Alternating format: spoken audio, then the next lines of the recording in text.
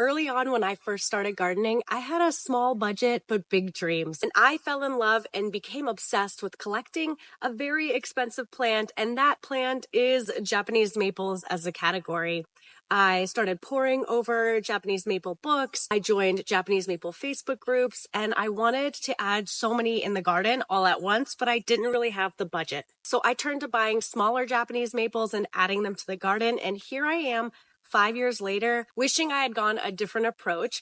That's not the point of the story. I will share that if you can find larger Japanese maples and order those, even just adding one Japanese maple to your garden a year instead of buying 4 tiny ones, that's a better approach. I would have a much more mature Japanese maple garden with the same amount of maples because Japanese maples are so slow growing, and that's also why they're so expensive. I'm guessing if you clicked on this video, you're like me and ordered smaller Japanese maples. You're looking at them in your garden, wondering, when will this twig ever look like a tree? And last year I tried something and I'm so happy with how it turned out that I wanted to share this tip with you. This is going to be a very short video and it's definitely very niche, so it might not apply to you if you haven't bought smaller Japanese maples. But if you're like me, started collecting them like Pokemon and bought small sizes, this tip is going to make them grow much faster. As you can see, the daffodil foliage is still almost the same height as these Japanese maples that have been planted here for 5 years. I have noticed a lot better growth this year over previous years, and it could be because now the Japanese maples are more established, but I would have expected just as much growth in year 4 as year 5. Keep in mind that plants take about 3 years to establish. So the first year they sleep, the second year they creep, the third year they leap.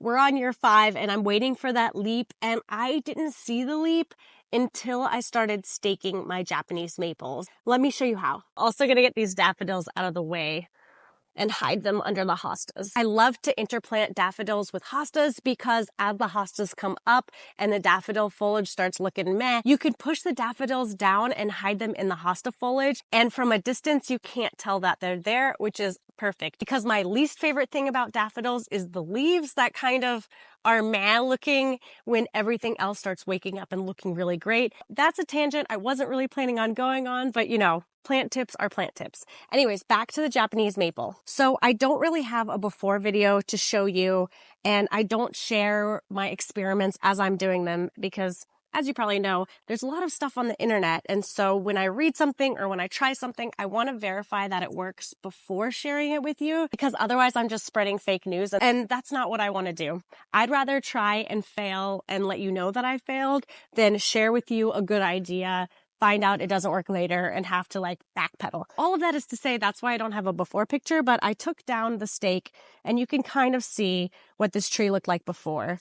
This has always been shorter than the daffodils. I've been really frustrated with it. I blamed my soil type. I blamed the variety type. I blamed the variegation. And then as I started reading more and more about it, I realized these Japanese maple babies, which is essentially what they are. We are buying babies, and just like human babies, they need a little bit of training and coaching for them to grow into their optimal tree form. One of the reasons Japanese maples are expensive is because it takes them so long to grow. And I'm guessing another reason is because they require some training in order for you to get that specimen that you see on the store shelf.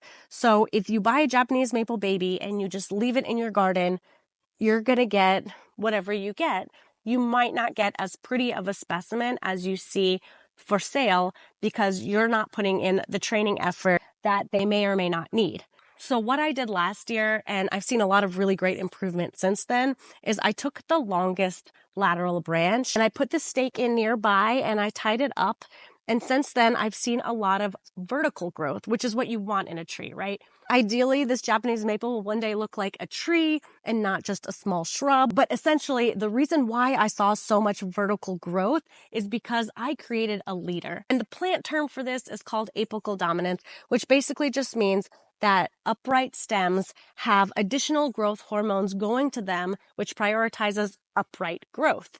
And when a baby Japanese maple or whatever small tree you might have bought and planted doesn't have a leader, and if it's not staked, it just kind of grows in whatever direction. But if you are to force one of those branches to go vertical, that encourages more growth hormones to the vertical branch so that that branch can start growing upright, and the plant will start prioritizing upright growth instead of random growth. And that's exactly what I saw. This video is going to be short and sweet. There's not really much more to say on the topic. Also, the sun is being super rude and completely ruining my lighting. So I just want to end this video. In summary, I want to encourage you to stake up and create a leader on your small trees. If you've planted small trees and they're kind of floundering, this has really been a game changer and helped me get these trees to actually look like trees instead of small, random, cute, compact shrubs. And we're finally getting to the point where these trees are taller than the daffodil foliage. So that's a big win. If you're a big Japanese maple nut like I am, I have another video on my channel that goes over my collection, planting tips and growing tips. So I'll link it right here. But otherwise, I want to thank you for watching this video and I will see you in the next one.